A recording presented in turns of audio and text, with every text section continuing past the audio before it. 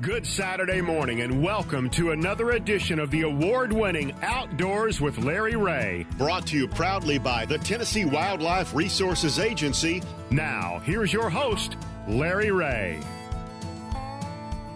Hey, good Saturday morning. Welcome to Outdoors with Larry Ray on this November the 16th. And, last week we were kind of home alone, me and Shelby McCall in here. And this week we have company in the studio. It is third Saturday, and he does make that long journey by covered wagon across the bridge into Tennessee, and that's my good friend Frank Barton. Good morning, Frank. Good morning, Larry. Good morning, everyone. And, of course, John Gordon is in Texas.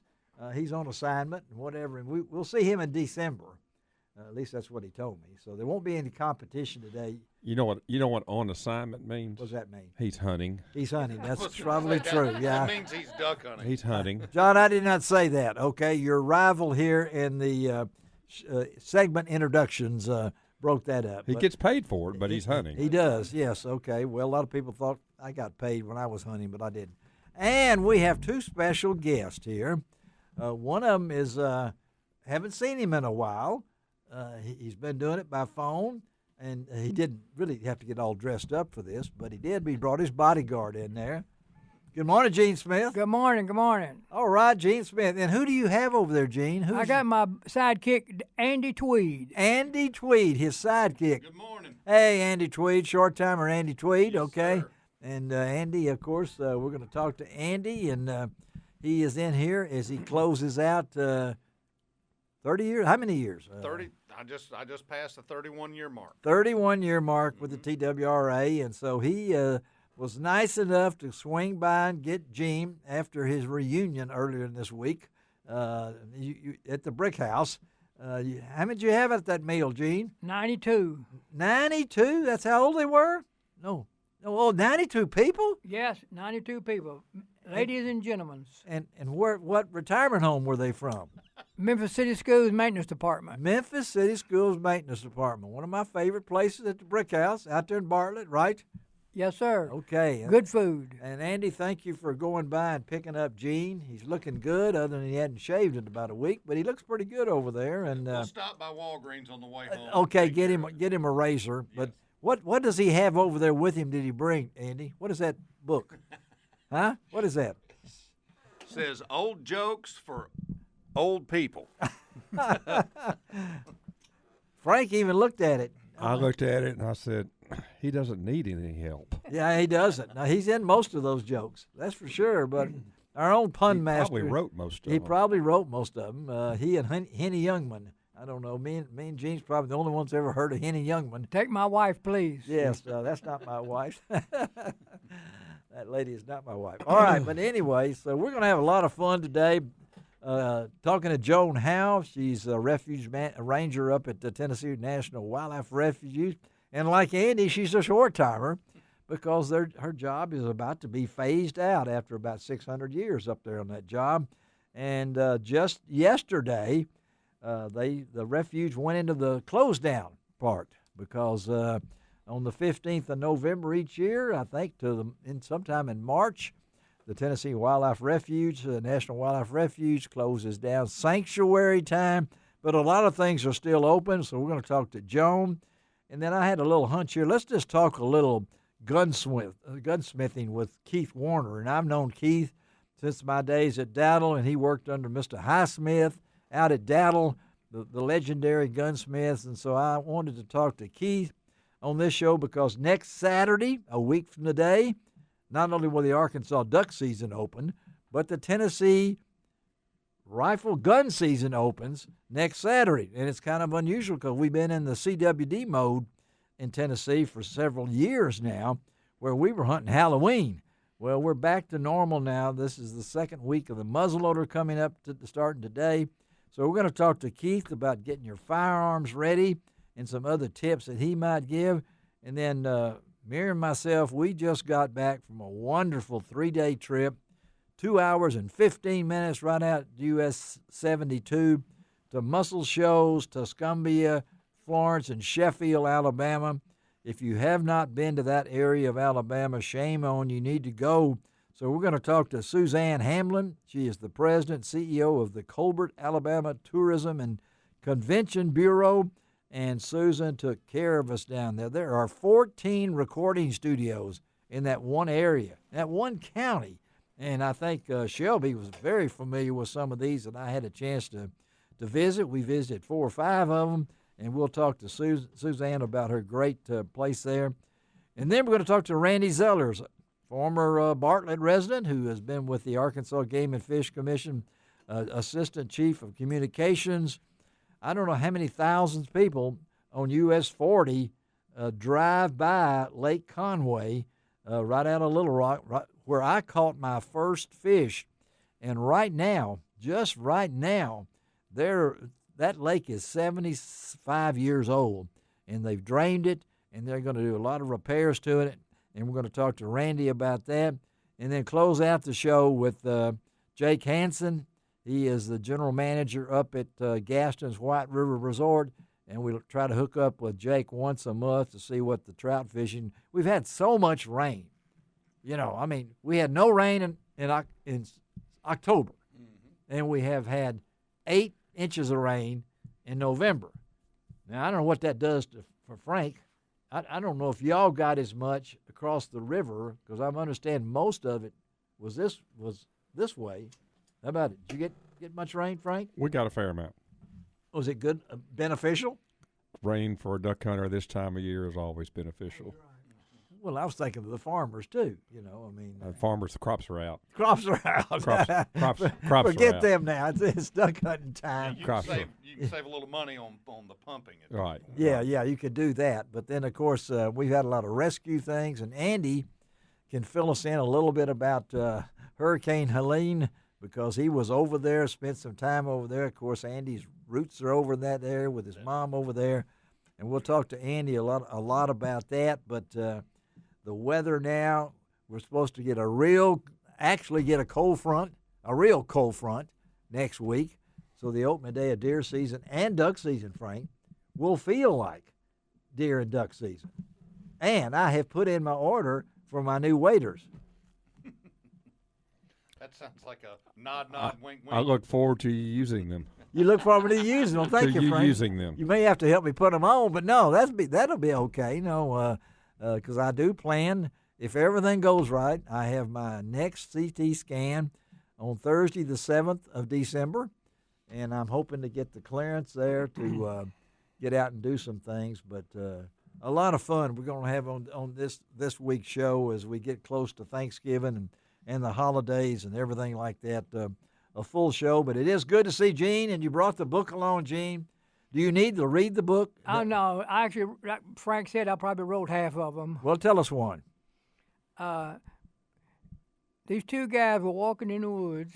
2 guys walking in the woods. That's unusual. All right. They're in their 80 years old, and one of them talking about he met this young lady. She's 36. Yeah. Uh-huh. He said, "Didn't we just talk about age difference?" He said, "Yeah, but you hadn't seen her yet."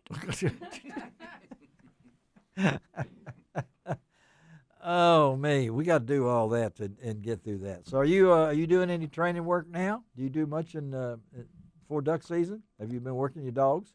The dogs have.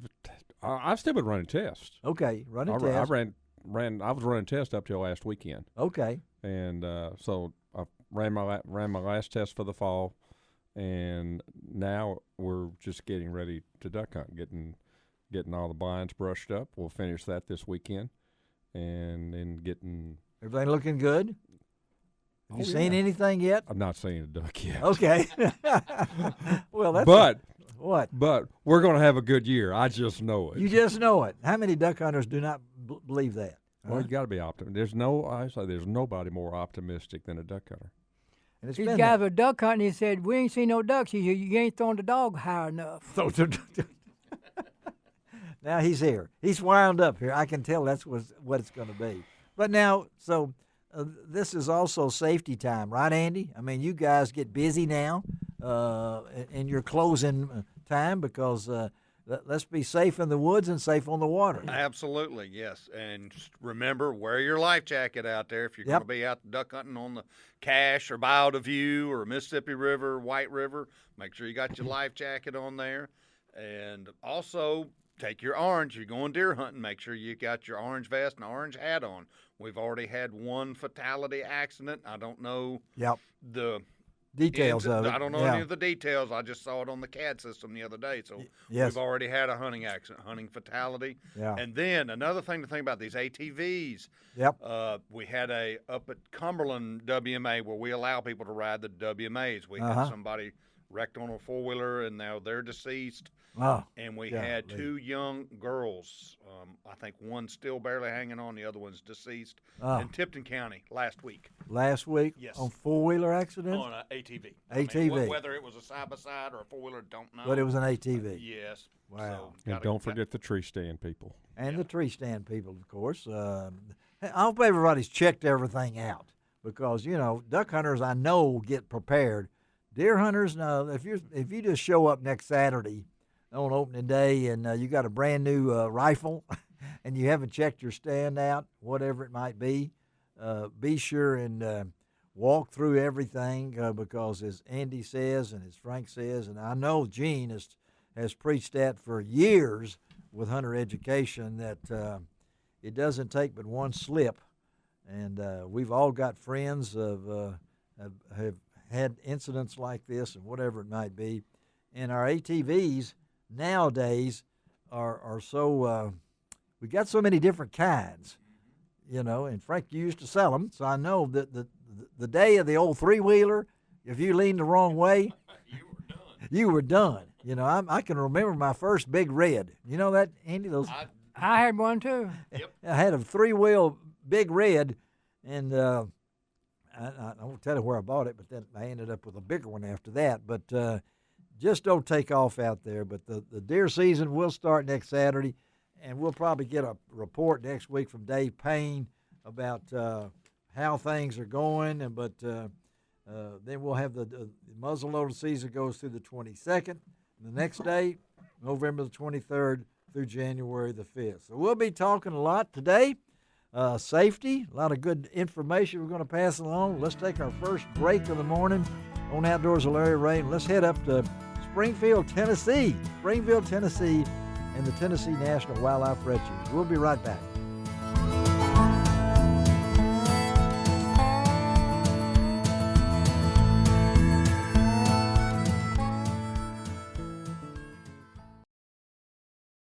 Welcome back to Outdoors with Larry Ray on ESPN 790 AM. Brought to you proudly by the Tennessee Wildlife and Resources Agency.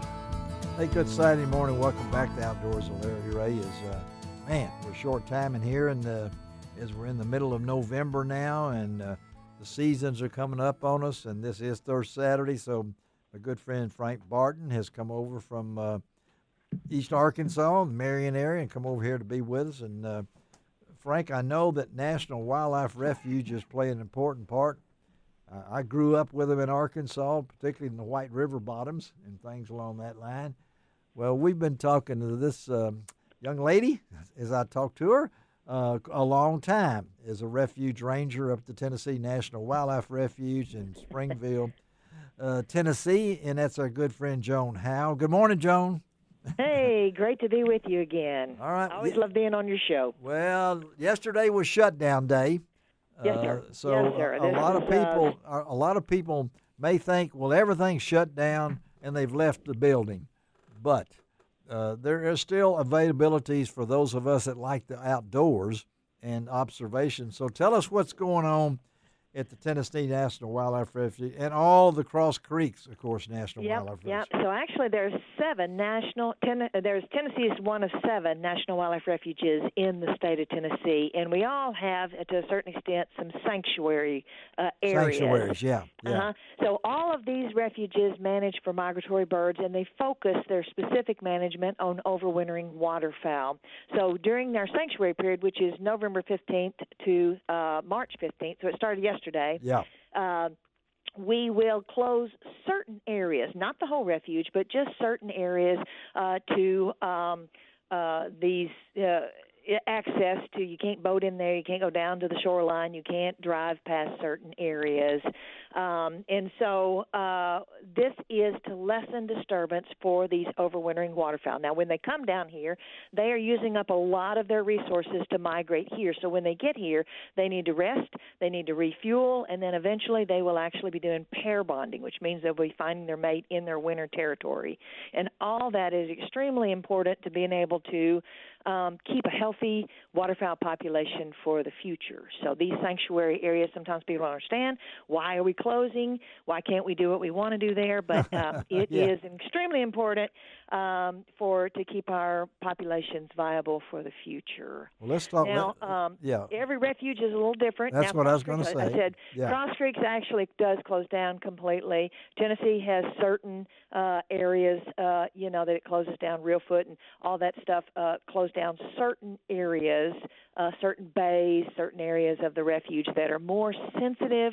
The waterfowl can be disturbed very easily by going in there, and so it is biologically determined where these areas of sanctuary occur and where you can go and safely view the waterfowl without causing an extensive disturbance.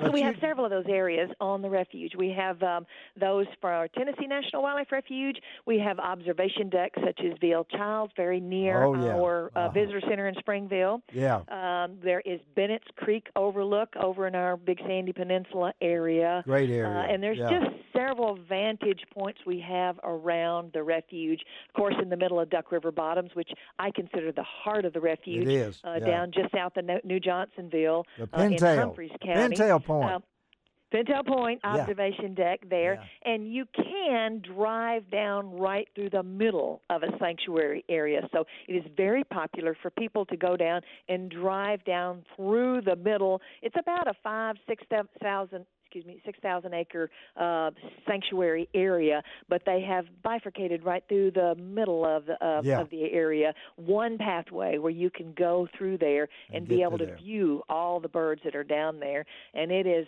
usually a phenomenal day when you go down there seeing birds. And you mentioned Cross Creek, a lot of folks. That's in Dover, folks, right across the river in Stewart County. And I did notice that. Now, the visitor center observation deck is being totally rebuilt. That's correct. And it should be done within a couple of weeks. Okay. It was supposed to, you know how projects go. Oh, yeah. You think you're going to replace this board and that board and whatever. And when they started tearing into it, some of the struts were actually rotten. So they had to tear everything down and pretty much rebuild everything. But it will be done. It'll be done in a couple of weeks, we think. Yeah. Yes. And soon. So both places, Tennessee and Cross Creeks, and Reelfoot for that matter, the visitor center remains open, and there's observations near those facilities. But it's usually located close to one of the sanctuary areas so that you can see. And of course, again, we're talking to Joan Horn, and I know Joan. I'm thinking we talked to Joan earlier about her job situation. And so I've got to ask you any update on that, Joan, because how many years you been there now, Joan? I've been here for 25 years. So this may be my last time to be on your show because I will be retiring in 2 months' time. I'm the refuge ranger here at both Tennessee and Cross Creeks National Wildlife Refuge. And the discussion was the refuge system as a whole is in a crisis mode. Our budgets have been declining for 20 years or flat or declining, which with inflation it's still declining. But our staff, refuge system-wise, has gone downhill. We lost 15% just recently, whereas our visitation has gone up 36%. So one of the crisis thing is if they don't replace positions such as my position, then the operation of visitor centers such as my visitor center are in jeopardy. Now, the positive part of this is we do have a friends group, Friends of Tennessee National Wildlife Refuge, and they are hopping up and down with plans on getting some funding so that we can put it'll be a Band-Aid, but at least they can kind of hire somebody to keep the doors open until the Fish and Wildlife Service can replace my position, but that may be 2, 3, 4, 5 years down the road when they have money. What's going to happen to Joan Howe? Well, I have lots of travel plans, a huge bucket list of places I want to go and see and do in this world. And my time, I'm just starting to look, and I don't have forever. So I think I'd like to get that started. Well, it's really, this show, because Andy Tweed is in the building here. Andy is 31 years of the TWRA, and he will be stepping down first of the year after all of his years. And then I recently learned, and he will be on the show in a couple of weeks, that the Eagle man himself, David Hager, is retiring at Reelfoot. Oh, wow. And, I hadn't heard that one. Yes, and that went out on the hotline really quickly because David's done it over 40 years. Wow. And he and his dog have been kind of a part of the culture at Reelfoot. So here we got Andy in the studio, you on the phone. David's going to be on in a couple of weeks to talk about all the Eagle tours he's done. And I know your career, you've touched base with so many people, Joan, including this show. We're in our 24th year. So I know you may be on more than anybody else. I don't know. You've been on a bunch I've been on it a lot. You've been on it a lot. I appreciate the opportunities. Well, we just love that place where you are in that area up there. And know all of us, a lot of our listeners have been there and understand, the facility is beautiful.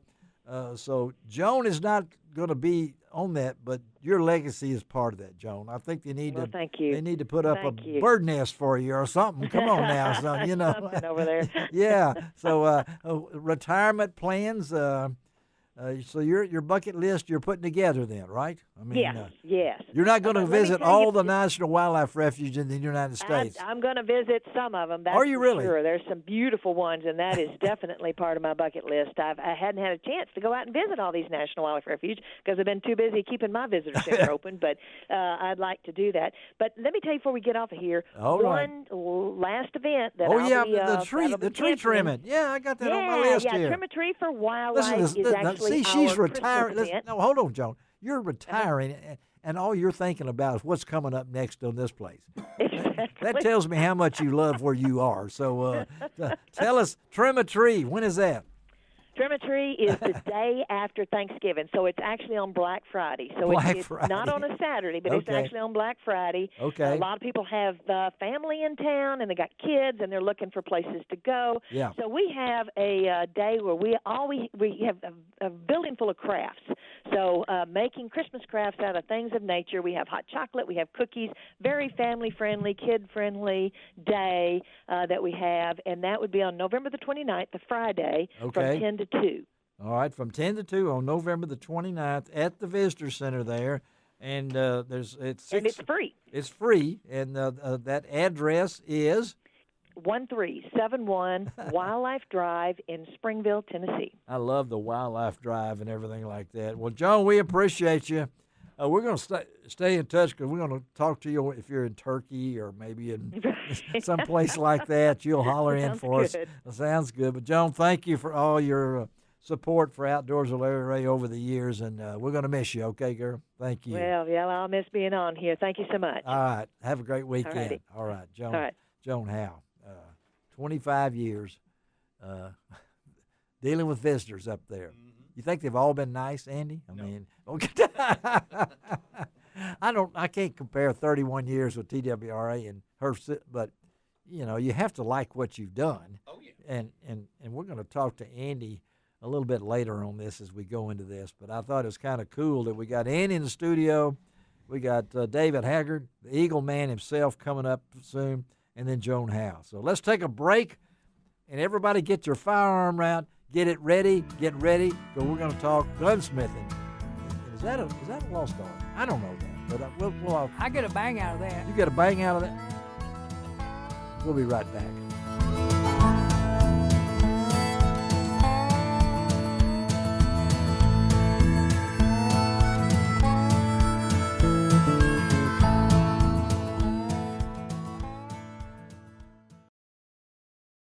Welcome back to Outdoors with Larry Ray on ESPN 790 AM. Brought to you proudly by the Tennessee Wildlife and Resources Agency.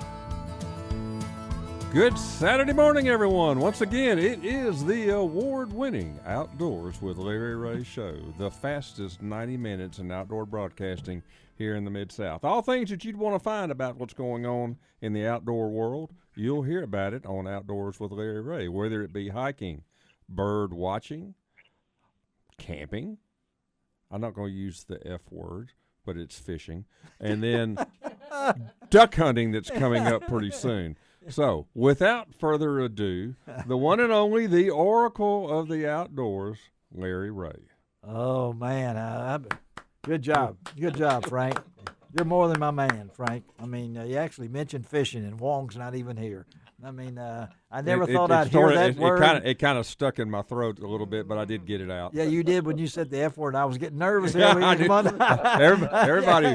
tensed up in the studio. Yes, they did. That's they did. And for fishing, that's Frank. Okay, but hey, we got a special guest with us on this Saturday morning on Outdoors with Larry Ray. I've known this young man when he was a young man, you know, and we spent some time together at Dattle under the great Highsmith, and I learned a lot about Keith Warner and learned to respect him and his abilities to learn from the master like that. And, of course, Keith is what I call is a one-stop shop for all your firearms needs.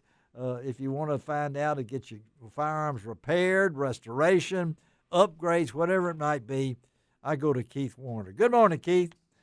Good morning. We got some dimes back in those days, didn't we, Keith? Yeah? No kidding. That was great. We were among giants. We were among giants. Of course, I was working with the Daddles, and you were working with Mr. Highsmith, and and some of the Masons and things along that line. Yeah.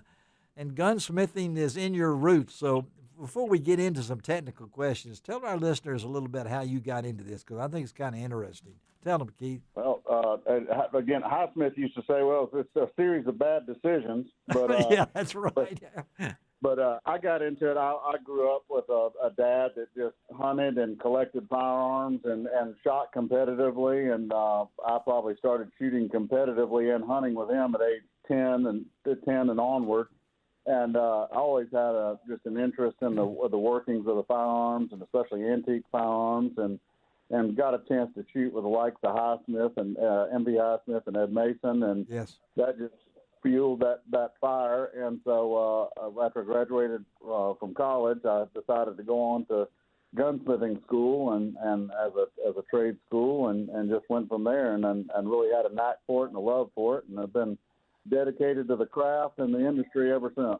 And it is a craft, and we were kind of joking, but I know you respect Andy Tweed as I do, and the job he does, and dealing with everybody Andy deals with usually has a firearm, right, Andy? I mean, you got it, unless they got a fishing pole with something on the end of it. I don't know, but the profession itself, Keith, are we? I don't say.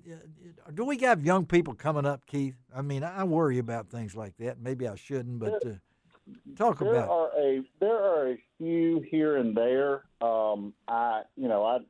It's funny. I've always been considered the kid in all this, and yes. I'm turning 50 next week, and I guess I'm going to have to come to the realization. Oh, I'm not my the kid gosh. anymore. Keith Warner is 50. Oh, my goodness. Now I really feel old. But I'm telling you. But no, there's really, it's kind of a dying art to some degree. There are people around that do it, but we're spread out over the country. It's interesting. Social media has kind of allowed us to connect some, and you find out people, but it's amazing how kind of isolated we become, and regionally, and there's just there was another shop here recently that I heard word that was a gunsmith that was around when I was a kid is closing up. So really, I'm about the only one that I know of that's still around doing the kind of work I do. They're parts changers, but as far as the restoration and traditional gun work and gun making that I do, I think I'm kind of one of the only ones that are still out there doing it. So yeah, it's a little bit of a dying art, but it is an art. I consider that, and Keith does too, because you've seen some of his work that he's done for his restoration. But you deal with a lot of other things. And Keith, we're getting ready to hook up a week from today.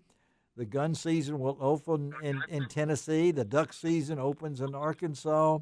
and all these different kind of things. Do people still wait to the last to come? I mean, Frank's shaking his head. Yes. I mean, are we still in that down to the last wire mode? They do. I will say, as a whole, I've been doing this for almost, I guess, 25 years now, and as a whole, everybody has really seemed to they've gotten better about that, and staying on top of the maintenance of their farms. You get some last minute stuff, but I don't think it's not as much neglect. I mean, it was notorious for years of, well, this gun was jamming on me the end of the season last year, and season opens up Saturday, and here it is Thursday or Friday. Can you help me? And you get that, but it's not too bad. I can't say much because if you live in glass houses, you can't throw stones. If I'm going hunting Saturday, I'm usually notorious for working on my own gun Friday night. Oh, well, I can't complain too much. You could do that. Again, we're talking to Keith Warner, a good friend, gunsmith, and the location, Keith, are we still, I hate to ask you again, are we still in a holding pattern? What's going on with your We are in a holding pattern. We're trying to get moved. We're on the cusp of a move. I'm really literally in the throes of getting some permits signed off on, and right now we're at the corner of Poplar and Kirby. We're getting ready to move just down the street, right across from Germantown Methodist, and up the street from Germantown Hardware. Oh, right. So we're on. Okay. Yeah, we're just moving just a little bit further into town, but we probably won't make that move for probably another 2 to 3 weeks, and then we'll be in there. There you go, folks. And I'll make that announcement. You heard it right there. I know that shopping center there. I can't even remember what they called it now. It's not Care For. Yeah, the Care For, but they got another name coming up for it. Once everybody moves out, and they're going to demo the whole thing and then rebuild all of it. And you've been there how long? How long you been in that facility? I think I've been here 13 years or so. Yeah, and keeping his business going and everything. So we got that out of the way. Now let's talk about tips. Let's get ready. I called Keith because I sighted in my rifle. I'm ready for deer season, okay? I have a tamer on the end of my 270 Ruger. It's been suggested that I take that tamer off because when it was built by, Wayne Umberger, I mean, he built it on there, and it is loud, right, Frank? That's a name from the past. That is. That's right. That is, and that tells you. I think it was 87. And when I sighted in my rifle last week with my friend Dave Gabbard up at his place, he said, "You got too big of holes on that thing up there on that tamer, man. It's blowing everybody back behind you." So I asked Keith, "Can I take that baby off?" And what'd you tell me, Keith? Yeah, we can do it. Most of those, like that one, is threaded on. But even if they're put on some way permanently, the easiest way to do it is to cut it right at the base of the tamer, and you don't lose any really barrel length to speak of. Okay. But what it's called is a cut and crown. So I chuck it up. I take the gun out of I take the barrel out of the action. I chuck it up in the lathe. I cut the tamer off, and then I'll take my lathe and cut a brand new, would resemble the factory crown. As a crown, okay, at the finished end of the barrel. Well, everybody, no one wants to get near me when I shoot. They're all. No, they're loud. They work, but they are obnoxiously loud. They are. I'm looking for a word for it, like an obnoxiously loud is what he's saying right here. So I know you've had a lot of projects in your career, and you really you like challenges, and you get those challenges, don't you? You've worked on some unbelievable guns. Talk to our listeners a little about some of the projects that you've had to do in your career. Well, a gun I'm actually finishing up recently is a really interesting gun. Is something that's kind of dear to my heart. It's not the most common job I do, but I built a flintlock rifle in 32 caliber that is probably, I guess, to say that each area of the country had its own school of design. You could almost identify the rifles back then for where they were built. People were more isolated at that time. So I've got a North Carolina style flintlock rifle in 32 caliber with a maple stock, and I put all kinds of sterling silver highlights on the accents on the rifle. And a guy that works with me is engraving it currently, and we're getting ready to actually send it to a customer in North Carolina. Wow. Okay. It's beautiful. It really turned out well. I'm very proud of it. And there's kind of a project dear to my heart, and I I hate to see it go. I might turn around and make myself one if I can. But I can't afford it. But you like to do that. I mean, you learn from the masters on doing things along that line. A lot of people think gunsmith, they think you just go in there and unplug everything. But another project we did recently, and I'll leave it at that, is you mentioned restoration. So I restored a Purdy sidelock shotgun for a customer. The stock was absolutely black with, the gun was built in 1896. Wow. And the stock was black with grease, and it just looked horrible. And I restored it, and I was absolutely just stunned by the beauty of the wood once I got all the grease and oil out. And the customer just couldn't believe that it was the same gun. It really, I was impressed with the results of the job, even though I did the work. And I don't mean that arrogantly. I was just so pleased with the way it came out that that's the amazing part. That's the fun part. You just take a real diamond in the rough and bring it back like that. All right. Well, tell people how they can get in touch with you for the next 2 weeks at least. I mean, how do they get in touch with Keith Warner? We'll be in the same location at the southwest corner of Poplar and Kirby at 6655 Poplar Avenue, Suite 101, in the Carrefour Shopping Center. And our number is 901-737-1320. And you give us a call, and we'll see if we can help you out and get you started in hunting season. What's your hours there, Keith? What do we got here? We're there Tuesday through Friday, 10 to 5. That's it. Okay, Keith Warner. Thank you, buddy. We'll talk to you down the road when I bring that rifle in, okay? All right. Y'all behave yourselves. Oh, that's impossible. All right. Thanks, Keith. Bye-bye. Let's take a break, come right back, and switch gears, and we're heading to Northwest Alabama on Outdoors with Larry Ray.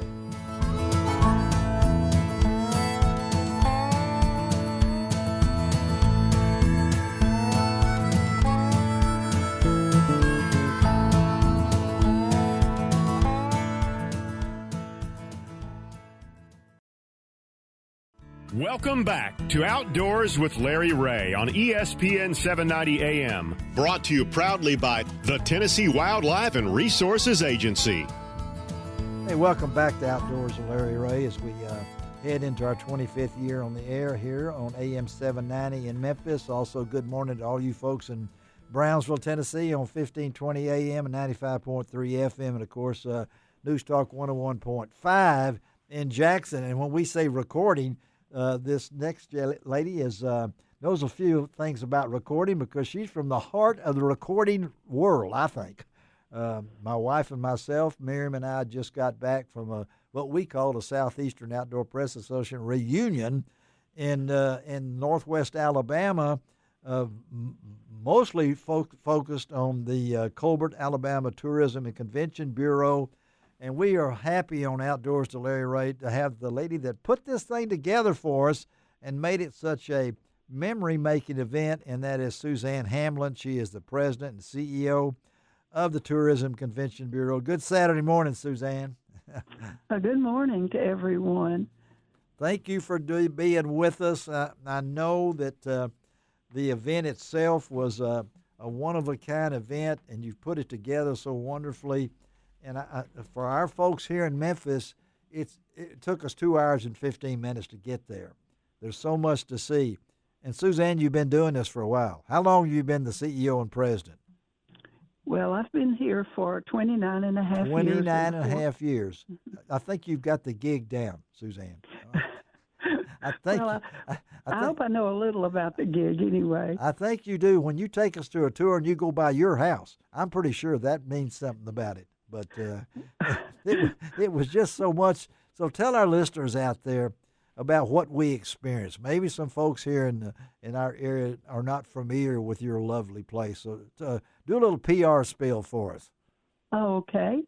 Well, we're located about 2 hours and 15 minutes from Memphis, just a straight shot over here. And there's 3 towns altogether on one side of Pickwick Lake or the Tennessee River, and that is Muscle Shoals, Sheffield, and Tuscumby, Alabama. Just over the river is another town called Florence. Yes. Probably heard of some of these towns, but we're known for being the home of Helen Keller, the W.C. Handy, lots of fishing on Pickwick and Wilson Lakes for all kinds of different species, like smallmouth capital of the world, and then great crappie fishing here, great huge catfish here, and but the thing we're known for today, almost more than anything, is our music. Yes. And so when you think about music in Alabama, we are Alabama's music city. Nashville is, of course, the music capital of the world. They call themselves, and I think aptly so. And Muscle Shoals, Alabama, is Alabama's music city, where we recorded just about all that early, not so much the Motown music, but all of that early 60s and 70s music by Wilson Pickett, Aretha Franklin, Etta James, Candy Staton, and of course Lou Rawls. Then Mac Davis came along. Yes. The pop music, Otis Redding, the Osmonds, the Allman Brothers, Wet Willie, Little Richard. Just so many people recorded here, and they recorded everything that they sang here. So people today, the baby boomers especially, we all know the words to all of that music. So when you come to Muscle Shoals, you're going to hear music that you could sing along to. And so we have 3 recording studios that you can visit that are open for tours. We have Fame Recording Studio, and Fame was the first studio in Alabama and has been in continuous use for almost 65 years now. That's where Aretha recorded Do Right Woman, Do Right Man. That's where Wilson Pickett recorded Mustang Sally. Yeah. All of those songs that we all know all the words to. We do. Then Muscle Shoals Sound came along, and it was the rhythm section that had first worked at Fame, and they opened up Muscle Shoals Sound in 1969, stayed there till 1978, and then moved on to another building and continued recording. And they were recording people like the Rolling Stones, Cher, Bob Seger, Rod Stewart. Cher, yeah. I mean, and then we have the Alabama Music Hall of Fame, which is the state's museum for music, and it includes all of the music made here, but all of the music made across the state of Alabama because it covers the entire state. And the good thing about Muscle Shoals today, if you're here in the evenings, if you'll come for the weekend or a couple of days, you can hear music in our restaurants in the evening. Most of the time the music is free, but some of the music, of course, is held in concerts. Like we had one recently and had the Muscle Shoals bands playing, but we had as a headliner T. Graham Brown, who records a lot here in Muscle Shoals today. Well, it was just, and that was at the Ritz Theater in Sheffield on that Thursday night that we were there, and he knocked everybody out with 8 or 9 songs after Billy and the other gang had already played for an hour and a half, it seems like. But it was just a wonderful experience, Susann, and I just wanted the folks to know, because, everybody says Memphis to Muscle Shoals. I've heard that that phrase in there between our music and Muscle Shoals. There's a lot of cohesion there between our... Oh, absolutely. When you go to Sun Records and when you go to Stax, you're going to learn a lot about Muscle Shoals music when you go through Stax. You are. Yes, yeah. You just are. And, of course, Sun Studios, owned by the Phillips family. Jerry Phillips, who is Sam's son, still lives here. He actually may not. He may live over the line because, we're right here on the Mississippi and Tennessee line. But anyway, people can also visit the studio, the radio station, where that Sam owned and Jerry owns now, along with Hallie, his granddaughter, Jerry's daughter. We didn't go there, Larry, but you can go there. They welcome visitors to walk in, and Sam made sure that he had it outfitted with a lot of guitars and things that he had that Amazing. he used with, over in Memphis too. So a lot of history. A lot of history, and lots of history. And yes. You're able to soak this all in, folks. We tried in 3 days, and you really can't soak it in. I can't wait to get back because of the addition of this, and everybody was saying, well, how's this got to do with Outdoors of Larry Ray? I tell you what, there's the great outdoors between here and there, and you got some great fishing. Some of our people were down there fishing on the Tennessee River. You have all that facility right there. But if you're looking for good eats, we went to the Two Fat Sisters. Okay, I really like that. Oh, Susann. yeah, that's great, inexpensive restaurant. Yeah. They're open for breakfast and lunch every day, and they really know how to put on a show with country cooking. And I got to throw in the Coldwater Inn where we stayed. Those folks are really wonderful. It's built in 2006, but it's got the charm of Gone with the Wind in a way with the staircases and things like that. And so I wanted to get Susann on quickly as we could. We're going to try to hook up. Suzann's going to help me.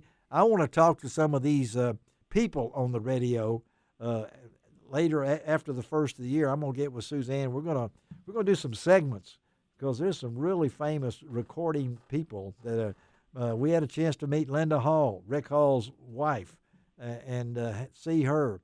And, of course, Billy Lawson and going in there. And my wife got to sit down at the piano Little Richard played. My wife was playing on that. And so if you're looking for memory makers, folks, you need to go down there. So tell our listeners, Susann, how they can get information about your area. Okay. You can go online to our website to Colbert, COLBERT, County Tourism. .org, colbertcountytourism.org, or you can call us. We have a live person answering the phone all the time, which is great in today's world. Yes. 256-383-0783. You send us a message online from our website too. Look out for our Facebook page that's simply Colbert Tourism, and we're always happy to mail anything or send you anything via email, scan anything to you. We also do a happenings newsletter that gives you events. So if they just want to call in or send us a message to put them on the mailing list, we're happy to do that too. They can get it via email or via mail even. So we're happy to send that. That gives you some events you might not otherwise know about. And we'd love to have all of the Memphis people, anyone that's listening, any of you come. If you call us, we can give you clues as to what's going to be coming in when you're planning to come. And we would love to have everyone come. We're going to help spread that word. Again, you can go to visit muscleshowsal.com. I know that's on there. Yes, and it is. Some of the other Facebook pages, and I've got some of the brochures here. We'll have all this information on my website, LarryRay.com. But, Susann, thank you for taking time to be with us, and we look forward to seeing you again because we just got a taste of it. We're not through yet. Yes. Okay? And all you have to do is make a call or just send me a text or an email, Larry Ray. You're always welcome. I appreciate it. Thanks, Susann. Have a great weekend. Thank you. All right. Yes, sir. Okay. Thank you. You all too. All right. Let's take a break, come back, and we're going to bring in some guests in those studios here. I know they've been kind of snoozing over there, but Gene's got his book. He's already got 2 marks in it, and we're going to tease you a little bit out of things. So we will be right back in Outdoors of Larry.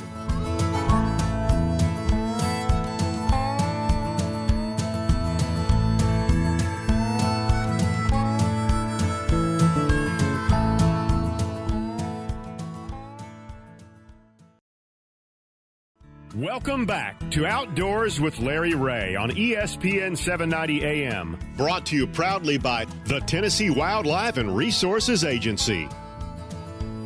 Hey, good Saturday morning. Welcome back to Outdoors with Larry Ray on this third Saturday. And we do have people in the room.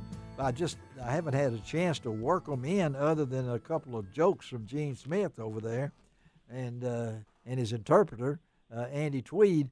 And then, of course, Frank Barton. We're going to talk a little Arkansas for you.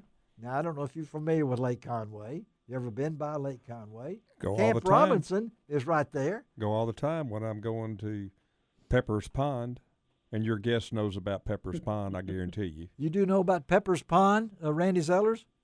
Oh, absolutely, absolutely. It's one of the best places to train your dog you're ever going to find as far as waterfowl trippers go. Take over, Frank. Told you he did. I'll tell you. Well, I know where Camp Robinson is, and I know where Lake Conway is, and that's what we got Randy Zellers on. You know, folks, Randy, Assistant Chief of communication. The Arkansas Game and Fish got roots here in the Bartlett area and things along that. We always lean on Randy when we get a story. And anytime I get something about Lake Conway, I'm going to put it on Outdoors with Larry Ray because that's where I caught my first fish. And now I've heard about Peppers. What is that again? Peppers Pond. Peppers Pond. Peppers Pond. Where's Peppers Pond? Yeah. Mayflower. It's in Mayflower. In Mayflower. It's right there on the south shore of Lake Conway. In all of the training center area that we have down there, the shooting range, all of that little facility.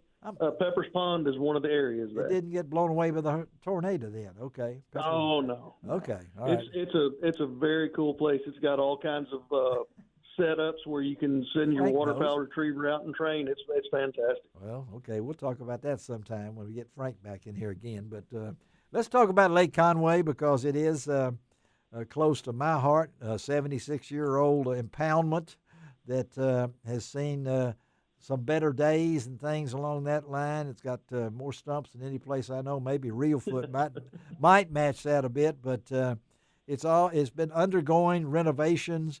And if you know where is Lake Conway, it's not in the city of Conway, but you go by it to get to Conway. It's right off. Right. It's all right off to the right on the interstate there. Like I said, I guarantee you, a lot of folks caught their first fish there, right, Randy? I mean, oh yeah. Well, right now, if you drive by on the interstate, you might miss it though because we've drained it. We've dropped the water out of it for the renovation. And so a lot of the ground, I mean, it's grown up. And we're trying to let that soil compact. Well, talk about what's going on this week at Lake Conway because I think it's pretty interesting when you talk about the Game and Fish Commission helicopters. Now, that we usually think of that as maybe, Andy Tweed, you might know this, is a rescue operation. Okay. Well, we're rescuing a lake, okay? We're rescuing Lake Conway. So talk about what's going on at Conway this week. All right. Well, first of all, I mean, we don't own the helicopter. We actually have to contract the helicopters. But we actually we have what we ended up with was close to 1 million pounds of gravel that we airlifted into the lake bed of Lake Conway. We filled up bags. We had 3,000-pound bags of gravel that we filled up. Okay. And we had them ready to go. We staged that for about a month ahead of time, getting it all together. All right. And then the helicopters came in. They came in from Tuesday through Thursday. All right. And they airlifted all those bags out into the lake bed. The lake is the lake bottom, even though it's been dry for all year, the lake bottom is still very soft. It's silty. That's part of the problem that we have at Lake Conway. Yeah. Is there's so much silt that's built up over the years that when fish go to lay their eggs, a lot of that old spawning habitat is no good anymore because the eggs will sink down into that silt and suffocate. So what we've done is we've gone out there and we've put gravel and we use the helicopters to get out there because, I mean, the ground's too soft to use dump trucks or anything like that. So we had to airlift it to some of these spots. So we took advantage of it, this helicopter contractor, and they flew it out there and put these bags out and dropped them from, about 10 foot up just so the bag would bust. Okay. And then our guys are going to be going out there all winter long to all these bags. We have over 300 of those bags out there. 300. And they're going to, and they're going to be going out there with hand rakes, raking all that gravel out and making spawning beds for bluegill and red ear sunfish and of course your largemouth bass as well. And that would normally, if you didn't use the helicopters, it would take you forever to get that gravel out there. So in 3 days of work, we were able to accomplish more work in 3 days than we could have accomplished in 3 months with dump trucks. Simply because we would have, to even get a dump truck out there, we would have had to build a road bed for that dump to be able to support the weight of the dump truck. And you've also, I understand, put some concrete pipe. I mean, 200 pieces of concrete pipe. They're going to put. That's right. Well, we put a few out there. Most of the concrete pipe, and we'll probably have twice as much as that. We have about 200 pieces, and about maybe 10 or 12 were placed. But we have probably another 200 that we'll have by the end of next year. Wow! And when we refill the lake, we'll actually bring that pipe out by barge, and we'll sink it into the lake. Just because when we started trying to airlift some of that pipe, we did have a little bit of breakage, and we wanted to keep those as whole as we could for the big flatheads to get up in there and do their thing. So why do all this for Lake Conway? Why is Lake Conway so important? Man, Lake Conway, it is one of the best lakes in the state. I mean, it is. I mean, it's been around for 76 years now. Just like you said, it's got its troubles because it's older. But we're fighting Father Time on this thing. We're going to kind of reverse it a little bit and see if we can't get that new lake effect. We've got a lot of things planned for it. Lake Conway, it's the largest lake that was created at the time, was the largest lake created by a conservation agency. Yes. And so it's 6,700 acres. Yeah. So it's a good sized lake, and it's very stumpy, just like you mentioned. I mean, its nickname was Old Stumpy. That's right. And it probably owns more lower units than a marine dealership. Yes. Yeah, I've been stuck on some of those. Yeah. But yeah, I mean, it's an important resource. It's sit right here in central Arkansas. And I mean, it's right there, right next to the city of Conway, which is growing. It's right there, city of Mayflower. Yeah. And then just a stone's throw from Little Rock.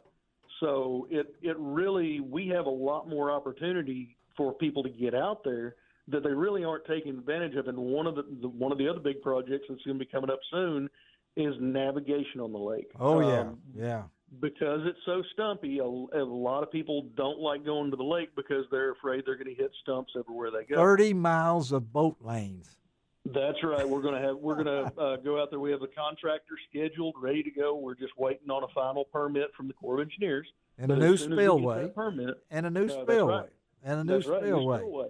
Yeah. And it's also such a great economic impact on that area.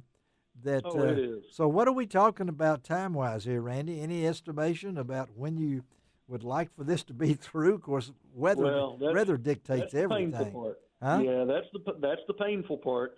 Is we're the total project we're looking to be wrapped up by the end of fall 2028. Okay. Now, that doesn't mean we won't finish earlier if we can. Yes. 2028 is one of those. That's the date that that's the one that.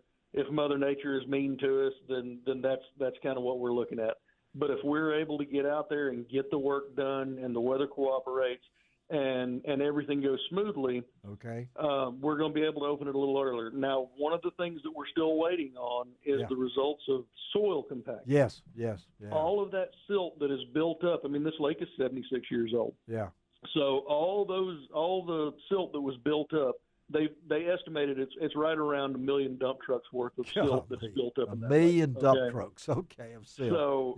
So as it sits dry, a lot of that silt will compact. Now you're going to get some of it as soon as it floods back up. Some of it may fluff up a little bit. Yeah. But usually when it compacts after being dry for so long, it hardens, and then we have a good lower lake bed. So we'll gain a little bit of depth, hopefully, maybe 6 to 8 inches of depth, maybe a foot of depth back in that lake that we once had. Well, I'm just going to say that's going to be the one that we're kind of waiting on. Even if we're finished, we may wait an extra year to see if we're going to get any more of that compaction. All right, I got 4 witnesses right here.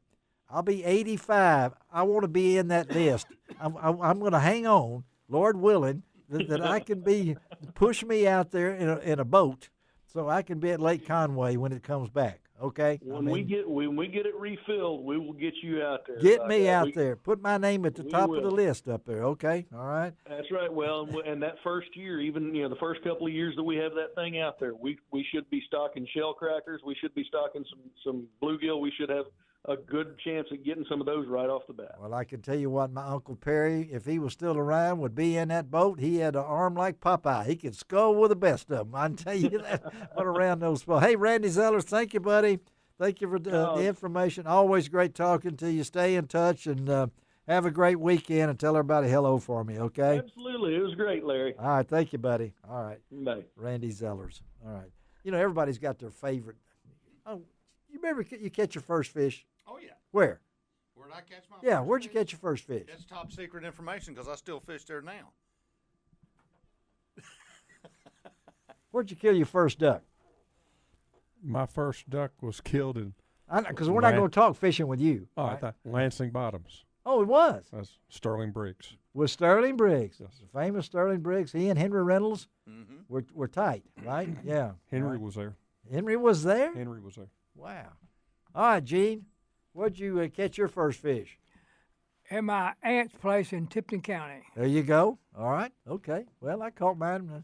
And we still don't know Andy's. You know, I mean. That pond is still there. I can tell you. Tell me, Andy. It's called Rip Shin Lake. Believe it or I can't say that real fast. What? Say it again. Rip Shin. Rip shin. Is that because it would rip your shins? Native American word for that area up there because of the slopes are so steep. Yep. So how old were you think? Oh, good grief. I would have been 6 years old. 6 years old. Mm-hmm. Okay.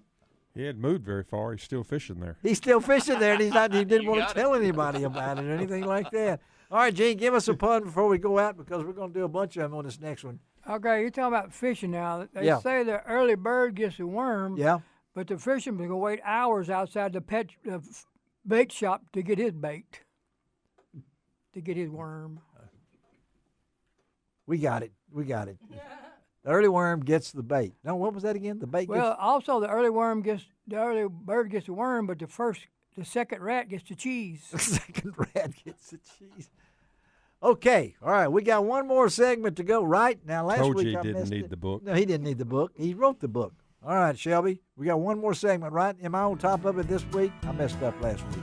All right, we'll be right back on Outdoors with Larry Ray. Get ready. You're going to have to do the next one, too. Do two today. All right? Okay. All right, we'll be right back.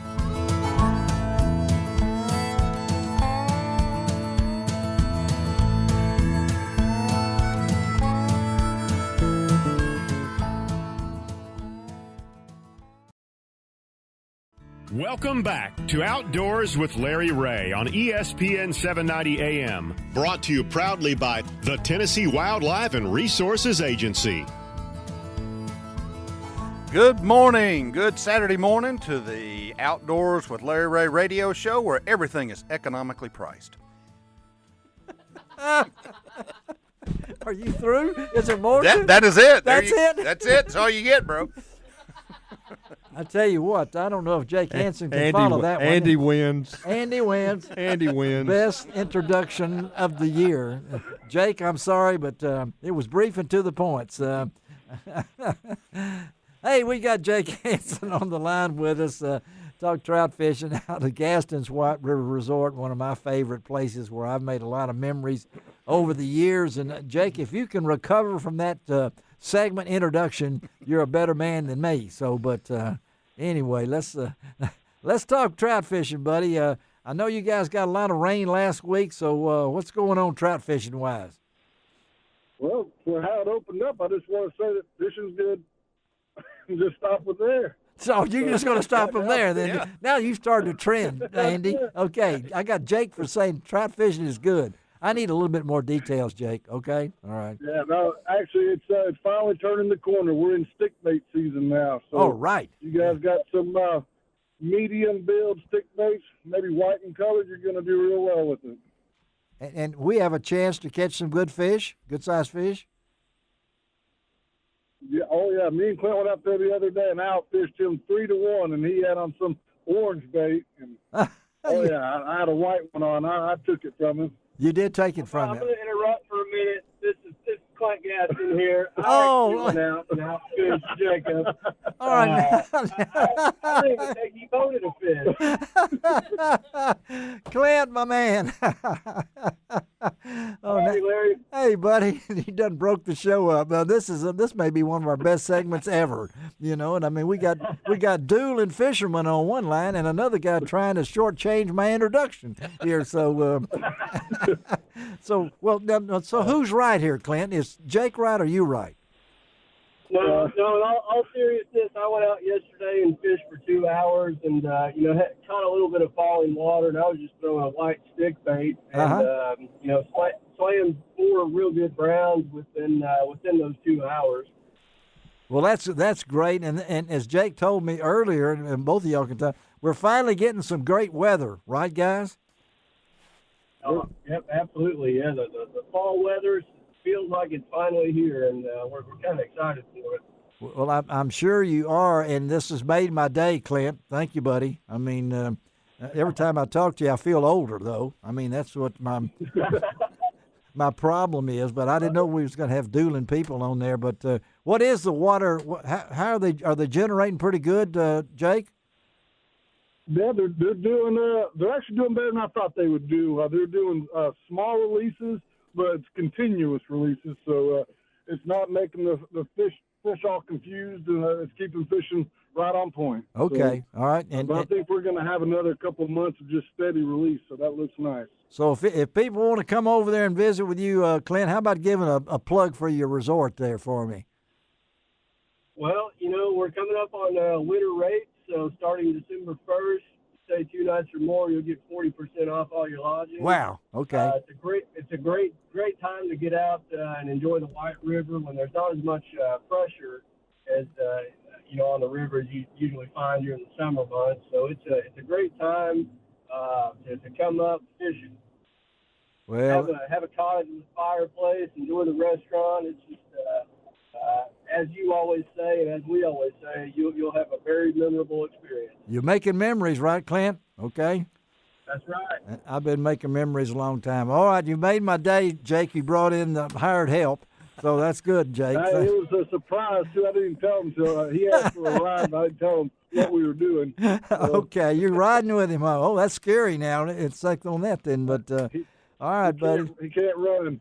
Save me a place after the first of the year, Clint. I'm coming up. I got one more cancer treatment next week, and hope to see you in January. Okay, man? All right?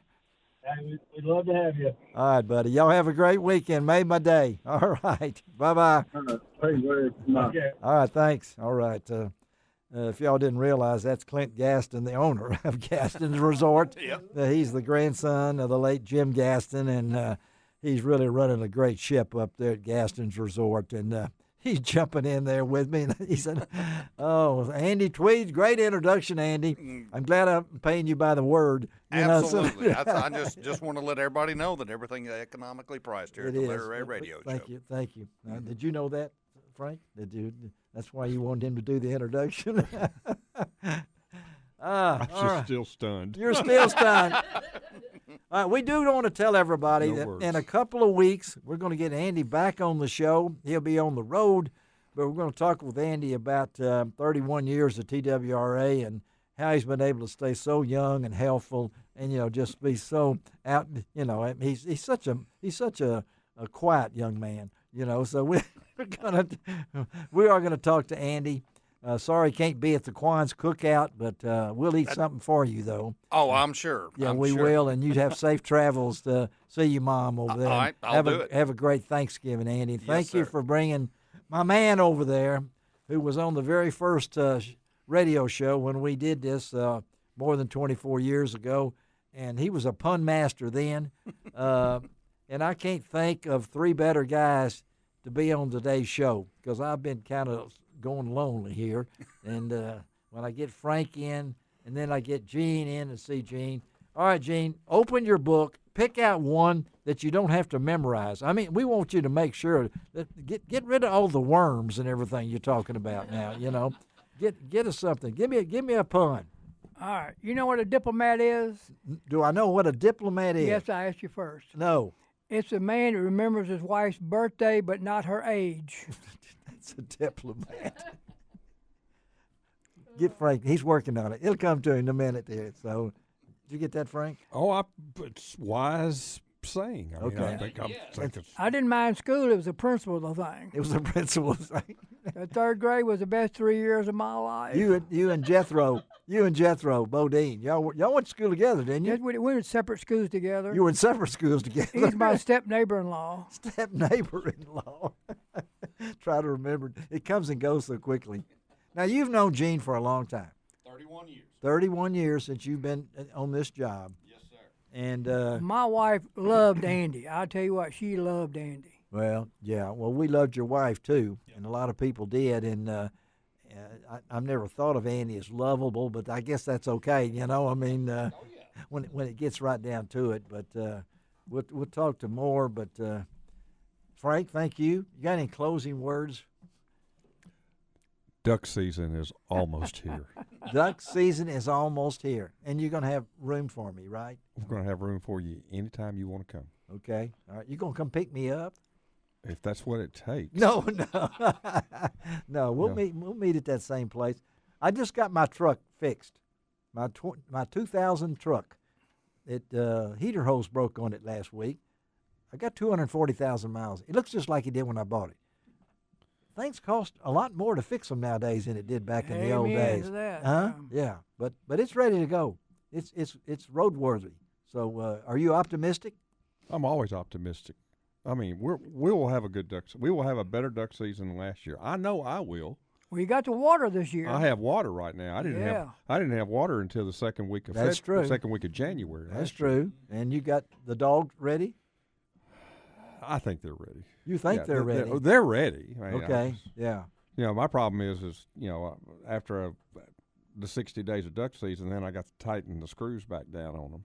Oh. Because they get a little loose. They do get a little. They get a little loose. Well, you do duck too. Season. I mean, 60 days of duck season. Are you going to hunt all 60 days? No, I won't make all 60. No. But I'll. 59 probably. 59? No, I don't think so. No, we'll have to. The thing is, the dogs love it just as much as the people do. I'll be north of 45, I think. You will be north of 45. I'll be north of 45. All right, I'll be south of 45. I can tell you that. US 45, right out of Jackson, I think. And anyway. Are you going to hunt any, Andy? Absolutely. I'm okay. going to hunt a bunch if I can. You're going to hunt a bunch. Okay, yep, that's good. Sure enough. So give us what retirement's going to look like for you think? I'm not sure. You really aren't you? I mean, I'm toying. I've got 2 or 3 different job offers, so we'll just wait and see who comes up with the most money, and go from there. But I'm looking forward to. I couldn't do it this year, but next year I will be in Kansas and South Dakota. So there you go. Hunting. Yes, yeah. I will say I've got a pretty good dog, and he was very upset we didn't get to go west this year. Well, he'll be able to go next year then. Absolutely. Yeah. I'm thinking about 2 to 3 weeks. Yeah. And you were telling us off the air that Hutch and what's Jeff's son? What's his? Cooper. They both took the hunter education. They both took their hunter education. With Gene Smith. With Gene Smith. There you go. Wow. Gene, that's pretty remarkable. That was at DU. And we do need to mention that, if I'm not mistaken, the last Friday in December, Tennessee Fish and Wildlife Commission will be at DU for its annual Come to Memphis party. yeah, the commission meeting is. I thought it was. It's in. Is it the first Friday? First Friday, I think. In December. Yeah, it's going to be the 4th or the 5th. Something like that. Yeah. I think it's. And we'll be having the President's Island hunt that weekend also. Oh, really? Yes. Are they all going out there? I have absolutely no idea. Couldn't tell you. You couldn't tell him. Some of them will probably come down for a little bit to visit and just see if anything's been harvested. So. Well, I tell you, I've been on that hunt twice. Biggest deer I've ever seen, but it's hard to get them with that bow. Yeah, it is. I kept trying to lasso them, and everything. Let me tell you about next week's show real quickly because, yes, he will be back in the studio. You know who that'll be. Ron Wong will be back in the studio next week, hopefully with Bill Cooksey. Our guest, we're going to talk to David Hager, who's retiring after 40-something years at the Reelfoot State Park. He is the Eagle Man up there, and he does all those sunset tours and everything. We're also going to talk to the Bassmaster Kayak Series Angler of the Year, Russ Snyders, and also to Tony Viator and Gary Marino. They are the BSS Redfish champions. Does that help you realize that Ron Wong will be on the show next week? He better be. All that fishing information? With all that group. Shelby McCall, thank you for taking care of us. Thank you. Andy, thank you, Gene. Thank you, Frank. And as we say all the time, it doesn't cost an extra cent to be a good sport. And what else, guys? God bless the USA.